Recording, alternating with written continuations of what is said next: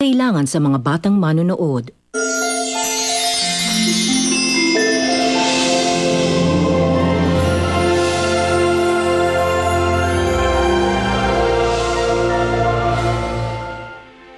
Yun po mapapanalunan ko dito. Ipapakiusap ko po na sana po ay ibigay niyo na lang po sa kapatid kong si Luna.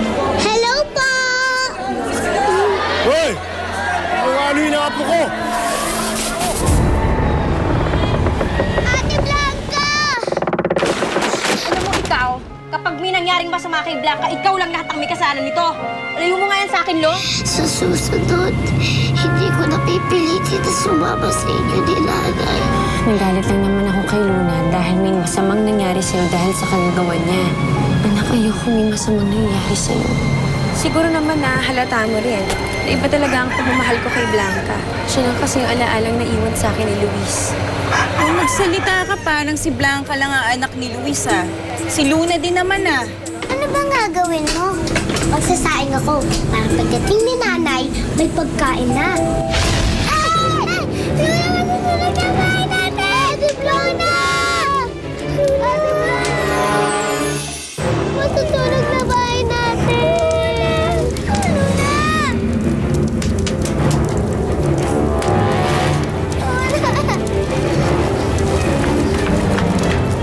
Ano naman pag ginawa mo, bata ka, ha?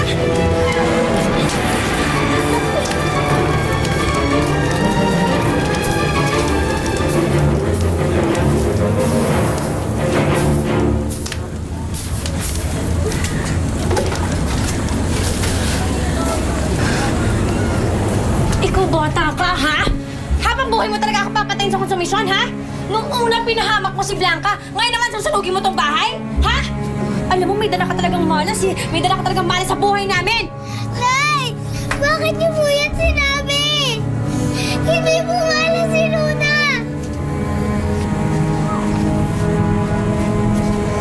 Luna!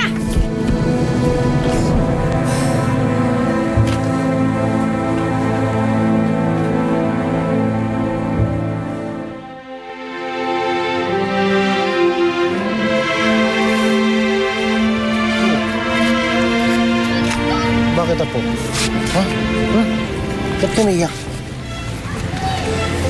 Lolo, malas po ba talaga ako?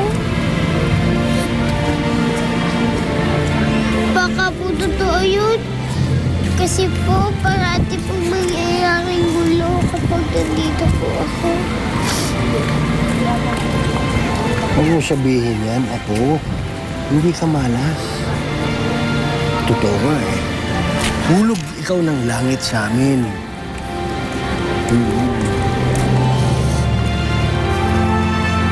Ano na ikaw iyak? Kung nasasabihin uli na malas ka, ha? Ha? Hindi ka malas.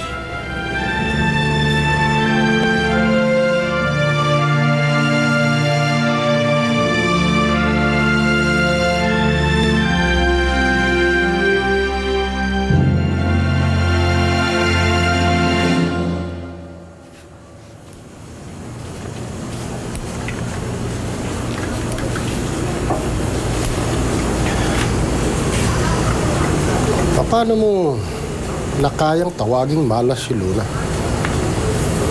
Hindi ko alam, Lo. Nagdilim na rin yung paningin ko.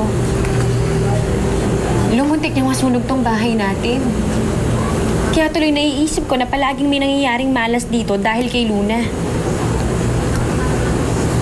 Alam naman siguro natin kung anong klaseng nilalang yung ama niya. Ito ang tandaan mo, Rowena. Iba si Luna sa pinanggalingan niya. Dahil ako nagpalaki sa kanya, tinuruan ko siya ng magandang asal. Hindi pa ba basehan ng kabaitan yung ginagawa niyang pagtitiis sa'yo? Kulang pa ba yun ako?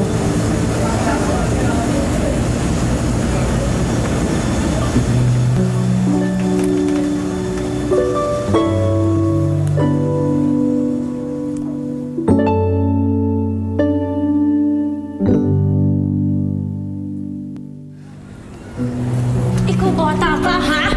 Habang buhay mo talaga ako papatayin sa konsumisyon, ha? Nung una pinahamak mo si Blanca, ngayon naman susunugin mo tong bahay? Alam mo, may dala ka talagang malas, eh. May dala ka talagang malas sa buhay namin! Siguro nga, may dala akong pala sa bahay na to. Hindi ako pwede magkasama na inay.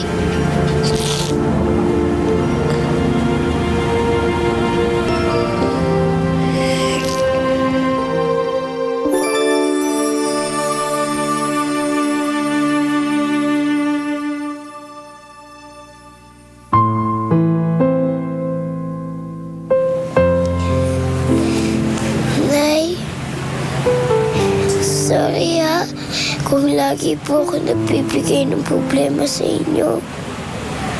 Ayoko na po kayo mapagod.